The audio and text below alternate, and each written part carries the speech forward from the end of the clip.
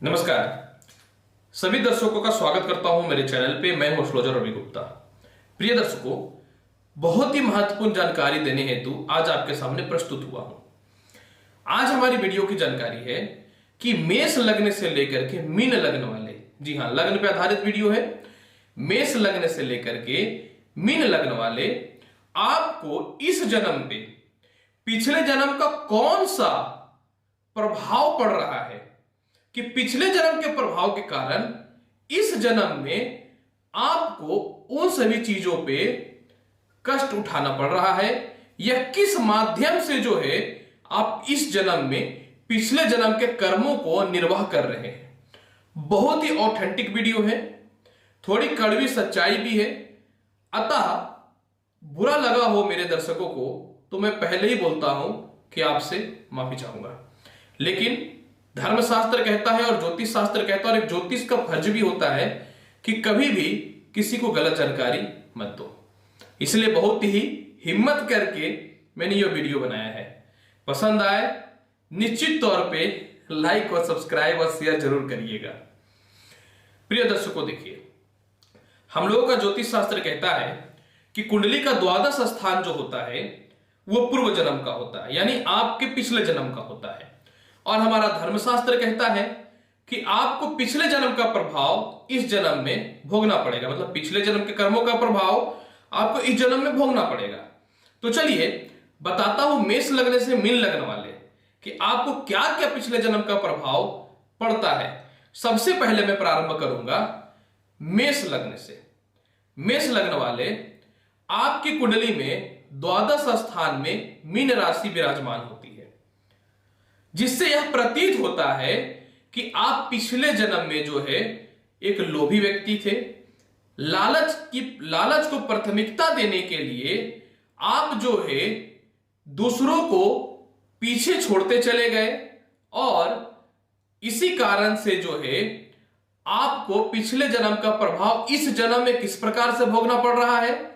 इस जन्म में आप लोगों को सेवा करेंगे और अपने जीवन के कर्म क्षेत्र में संघर्ष करना पड़ता है आपको, और कभी कभी दूसरों पे ही निर्भर रहना पड़ता है। अतः उसके लिए आप हमेशा विष्णु जी का पूजा किया कीजिए। वृष लग्न वाले, आपके कुंडली में द्वादश स्थान में मेष राशि विराजमान होती है। यह दिखाता है कि पिछले जन्म में आप दूसरों के प्रति नीच व्यवहार एवं घटिया व्यवहार किए। यही कारण है कि वृष लग्न वाले इस जन्म में आपको जीवन में थोड़ा सा दुखों का सामना करना पड़ता है, संघर्ष करना पड़ता है, और संघर्ष में ही जीवन आप व्यतीत करते हैं, जिसमें बहुत ज्यादा अस्थिरताओं का भी सामना करना पड़ता है। अतः आप हनुमान जी का पूजा करेंगे तो इनसे मुक्ति मिलेगी। मिथुन लग्न वाले, आपकी कुंडली के द्वादश भाव में वृषभ राशि विराजमान होती है, जिस कारण से आप पिछले जन्म में जो है कंजूस, लालची और संपत्ति के लिए इतने ज्यादा लोभ प्रकट करते थे कि आप संपत्ति जमा करते रहते थे और किसी का भी ध्यान नहीं देते थे। आपको इसका प्रभाव इस जन्म में यह पड़ता है कि आप इस जन्म में बुद्धि और धर्म के कार्यों में अग्रसर रहते हैं। संपत्ति वगैरह पे बहुत ज्यादा ध्यान नहीं दे करके आप लोगों की सेवा भावना और परिवार का देखभाल पे विशेष ख्याल रखते हैं। अतः इसके प्रभाव को कम करने के लिए आपको जो है लक्ष्मी जी का पूजा कंटिन्यू करना चाहिए। कर्क लग्न वाले, अगर आपकी मैं बात करूं तो आपकी कुंडली के द्वादश स्थान में जो है मिथुन राशि विराजमान होता है, जो यह दिखाता है कि पिछले जन्म में आप सामाजिक कार्यों में आपका योगदान शून्य के बराबर था, और सामाजिक कार्यों से अलग होकर के आप अपनी दुनिया में जीते थे। उसका प्रभाव आपको इस जन्म पे यह पड़ता है कि इस जन्म में आप सामाजिक कार्यों में जुड़ते हैं। यही तो कारण है कि कर्क लग्न वाले सबसे ज्यादा पॉलिटिक्स और समाज सेवा में होते हैं, और लोगों की सेवा करने को ही अपना प्राथमिकता मानते हैं, परंतु सहयोग आपको जल्दी किसी का नहीं मिलता है। इस प्रभाव को समाप्त करने के लिए इस जन्म में आपको कंटिन्यू दुर्गा चालीसा का पाठ करना चाहिए। सिंह लग्न वाले, आपके कुंडली के द्वादश स्थान में कर्क राशि विराजमान होता है, जो यह प्रतीत कराता है कि पिछले जन्म में आप अपने गृहस्थ में जो है बहुत ज्यादा विलीन थे। घरेलू जीवन जीने में आप बहुत ज्यादा लापरवाही भी करते थे और गैर जिम्मेदार और घटिया और अविश्वसनीय कार्य करते थे, जिसका प्रभाव आपको इस जन्म पे यह पड़ता है कि इस जन्म में आपके घरेलू जीवन थोड़े से अस्थिर होते हैं, चिंताजनक होते हैं। वैवाहिक जीवन में बाधाओं का सामना थोड़ा करना पड़ता है और तनाव का भी स्थिति रहता है, परंतु आर्थिक स्थिति आपकी बहुत अच्छी रहती है। इसके अशुभ प्रभाव को समाप्त करने के लिए आपको शिवलिंग में जल और दूध इस जन्म में हमेशा चढ़ाते रहना चाहिए। कन्या लग्न वाले, आपके द्वादश स्थान में सिंह राशि विराजमान होती है, जो यह प्रतीत कराता है कि पिछले जन्म में आप दूसरों की हानि किए, स्वयं के स्वार्थ के लिए दूसरों का नुकसान किए और अपने कर्तव्य को ना पूरा करके स्वार्थ पे विशेष ध्यान दिए। तो इस जन्म में आपको क्या फल मिलता है? परिवार की रिस्पॉन्सिबिलिटी आपके ऊपर रहती है, परिवार के सभी लोगों को आप लेकर के चलते हैं और भौतिक सुख सुविधाओं पे ज्यादा ध्यान ना दे करके आप अपने कर्म और लक्ष्य पे फोकस करके रखते हैं। इसके अशुभता प्रभाव को समाप्त करने के लिए आपको सूर्य को जल हमेशा देना चाहिए और कोशिश करना चाहिए सूर्योदय से पहले उठने का। तुला लग्न वाले, आपके द्वादश स्थान में कन्या राशि विराजमान होती है, जो यह प्रतीत कराता है कि पिछले जन्म में जो है आपने दूसरों का व्यर्थ का आलोचना किया है,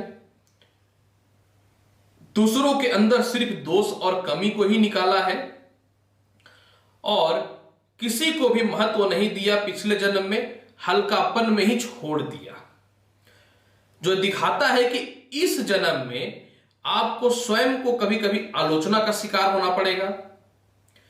किसी भी चीजों का विस्तार पूर्वक आपको जानकारी ना लेकर के हड़बड़ी में उस काम को करने की आदत रहेगी और सामने वाले को ना समझाने के कारण और स्वयता नहीं समझने के कारण आपको दुखों का सामना करना पड़ता है।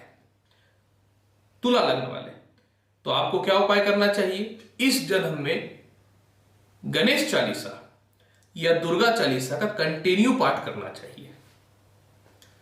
वृश्चिक लग्न वाले, आपके द्वादश स्थान में तुला राशि विराजमान होता है, जो यह दिखाता है कि पिछले जन्म में आप जो है अपनी भौतिक सुख सुविधाओं की संतुष्टि में ही लगे रह गए और इस जन्म में क्या होता है कि आप लोगों को सही रास्ते पे लाने का प्रयास करते हैं,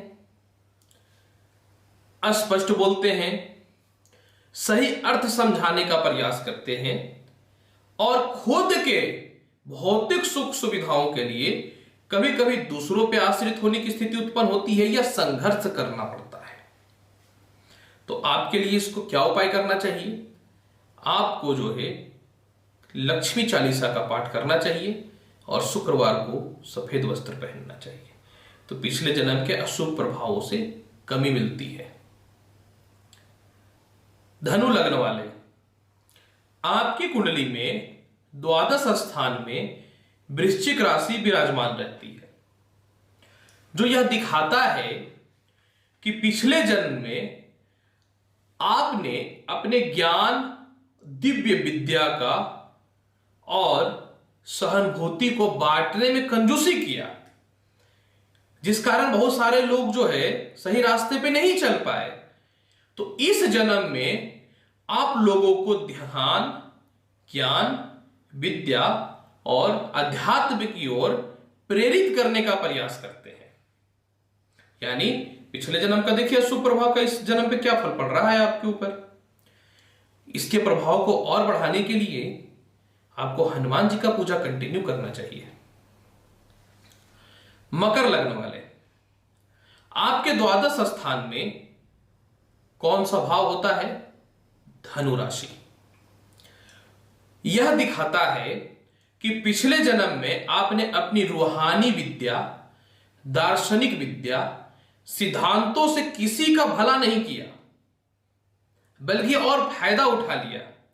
तो उसका प्रभाव आपको इस जन्म पे क्या मिलता है कि आप दार्शनिक एवं रूहानी एवं ज्ञान शक्ति और पराक्रम के आपके अंदर कमी रहती है, जिस कारण से जो है आपको भौतिक सुख सुविधाओं पे ज्यादा ध्यान रहता है और आप उसे पूर्ति करने के लिए ही परेशान रहते हैं और विवश रहते हैं।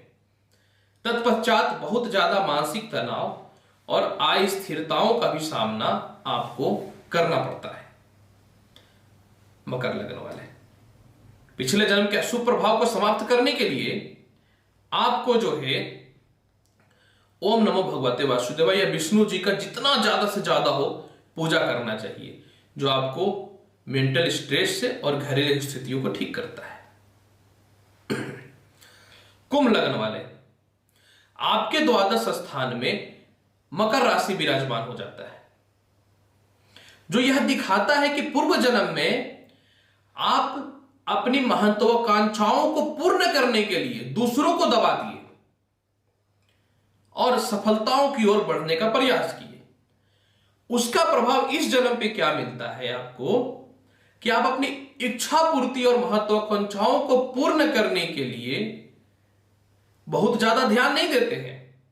आप अपने मान सम्मान और इज्जत को बढ़ाने के लिए बहुत ज्यादा प्रयास करते हैं। इसीलिए आपको अपनी इच्छाओं की पूर्ति के लिए कोई भी हड़बड़ी नहीं है। आप तो बस अपने जीवन में सार्थकता और सत्यता की ओर ही बढ़ने का प्रयास करते हैं। इस कारण से बहुत ज्यादा दयालु और भावुक होते हैं। आपको इसके शुभता प्रभाव को समाप्त करने के लिए कुंभ लग्न वाले शंकर भगवान का पूजा करना चाहिए। मीन लग्न वाले, आपके द्वादश स्थान में कुंभ राशि विराजमान होता है, जो यह दिखाता है कि पिछले जन्म में आपने कई लोगों को मूर्ख बनाया, कई लोगों को धोखा दिया, दूसरों को अपने काम और स्वार्थ के चलते दूसरों का समय को बर्बाद किया और अपनी जिम्मेवारी को भली भांति अपने पिछले जन्म में नहीं निभाया, वह पारिवारिक हो या सामाजिक हो। तो इस जन्म में कहते हैं आया ऊंट पहाड़ के नीचे। इस जन्म में आप दूसरों की सेवा करेंगे, दूसरों को ज्ञान धर्म की ओर प्रेरित करेंगे, दूसरों को जो है सत्य का महत्व बताएंगे। परंतु क्योंकि आपने लोगों को धोखा दिया था पिछले जन्म में और अपनी जिम्मेवारी से पीछे हट और अपनी सुविधाओं को प्राप्त करने के लिए दूसरों को बेवकूफ बनाया, तो इस जन्म में आपको भी दूसरों पे कभी कभी आश्रित रहना पड़ता है। यानी आपको अपनी बुद्धि का प्रयोग करना पड़ेगा, तब आपको पिछले जन्म का अशुभ प्रभाव समाप्त होगा। फिर भी इसके अशुभ प्रभाव को समाप्त करने के लिए कंटिन्यू शिव चालीसा का पाठ करना चाहिए। प्रिय दर्शकों, आज मैंने पिछले जन्म का प्रभाव प्रत्येक लग्न वालों पे इस जन्म पे क्या पड़ता है इसकी संपूर्ण जानकारी दी है। उम्मीद करता हूं बताई गई जानकारी सब संतुष्ट होंगे। अतः संतुष्ट है तो मेरे चैनल को लाइक करिए, शेयर करिए, सब्सक्राइब करिए। मेरे से पर्सनल ज्योतिषीय सलाह लेना चाहते हैं तो आप संपर्क कर सकते हैं। मिलूंगा नेक्स्ट एपिसोड में और महत्वपूर्ण और ज्ञानवर्धक जानकारी के साथ। तब तक के लिए नमस्कार। भगवान शिव की कृपा पे हमेशा बनी रहे, ईश्वर से सिर्फ मैं यही कामना करता हूं। धन्यवाद।